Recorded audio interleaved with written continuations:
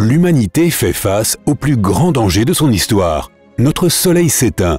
Dans 500 ans, le système solaire tout entier sera plongé dans l'obscurité et le froid éternel. Pour sauver notre civilisation, les gens commencent à construire un énorme vaisseau spatial qui pourra accueillir tous les habitants de la Terre et voyager très loin dans l'espace. 400 ans plus tard, la construction du vaisseau est enfin terminée. Le Soleil approche de sa fin. Il est beaucoup plus petit et plus froid et les conditions de vie sur Terre sont devenues très difficiles. Avec le reste de l'humanité, tu embarques à bord du plus grand vaisseau jamais construit. L'embarquement lui-même a commencé il y a plusieurs années, avant même que la construction du vaisseau ne soit achevée.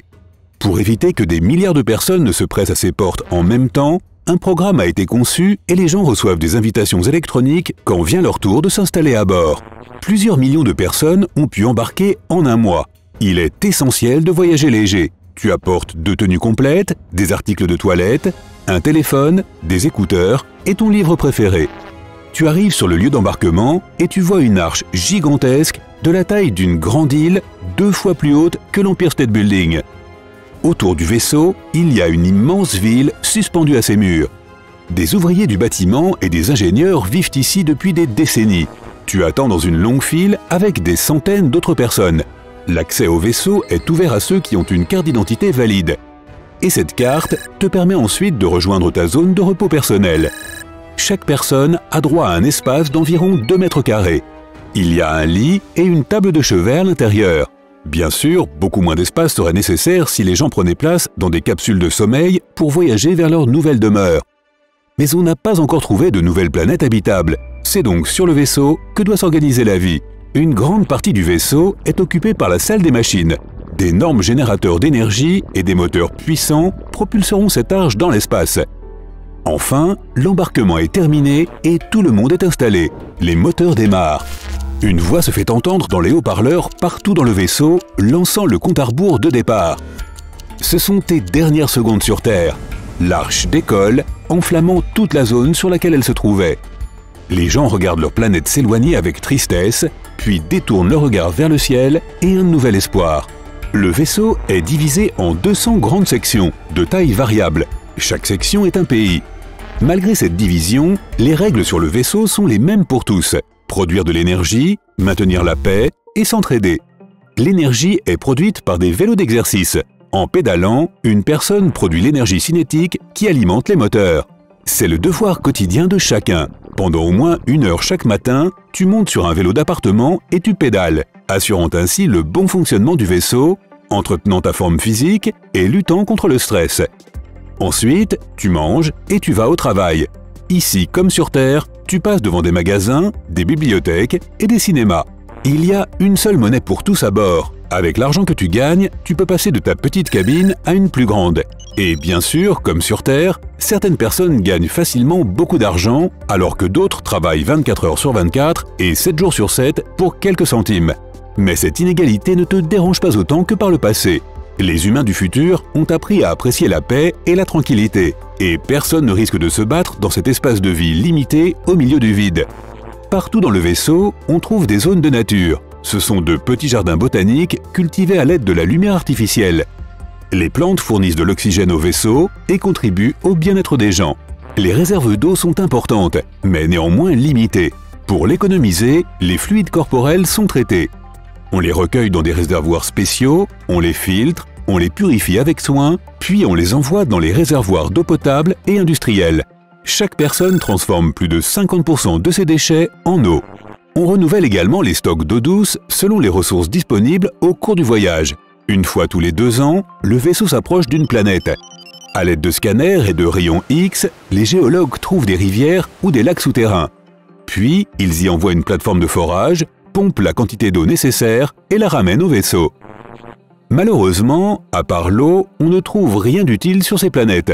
La plupart n'ont pas d'atmosphère et sont inadaptées à la vie humaine. Ce qu'on cherche, ce sont des conditions idéales. En somme, le double de la Terre. Avec l'aide des technologies alimentaires modernes, les scientifiques ont réussi à remplacer les légumes, les fruits et la viande par des aliments artificiels. On trouve bien des pommes et des pommes de terre, mais elles sont rares et extrêmement chères. Cela fait maintenant plusieurs décennies que le vaisseau sillonne les étendues intersidérales. Les gens sont habitués à leur nouveau mode de vie. Des enfants naissent, les générations se succèdent, les enfants nés et élevés sur l'arche spatiale écoutent, les yeux écarquillés, les récits des anciens qui parlent des beautés de la vie sur Terre. Mais chaque année, il y a de moins en moins de gens pour se souvenir de la planète que tu as quittée.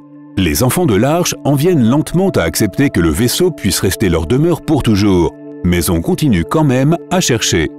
Les scientifiques utilisent des télescopes et un équipement puissant pour explorer l'espace et étudient chaque jour les planètes potentiellement habitables. Mais il n'y a encore rien à proximité. Les mondes les plus prometteurs se trouvent à des milliers d'années-lumière du vaisseau. Pendant ce temps, l'esprit pacifique de la première génération d'habitants de l'Arche s'est étiolé. Les gens commencent à enfreindre les règles et le mécontentement grandit. Tout le monde ne pédale plus et les pannes de courant sont de plus en plus fréquentes.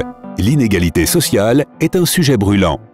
Certaines parties du vaisseau se sont transformées en bidonvilles, tandis que dans d'autres, le luxe ne cesse de croître.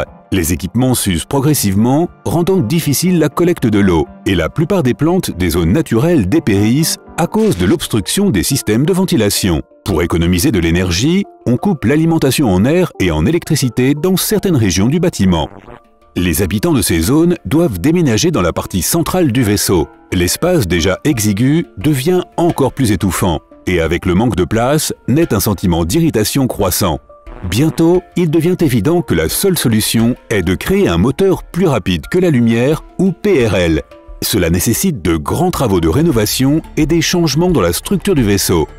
La question est soumise au vote et étonnamment, tout le monde n'est pas d'accord. Certains ne veulent pas prendre de risques et se sont fait à l'idée que le vaisseau est leur unique demeure. Ils préfèrent qu'on utilise ces ressources pour des réparations globales. Les gens sont divisés, les conflits s'échauffent et l'humanité risque de disparaître complètement. Ce problème est résolu contre toute attente par un danger imminent.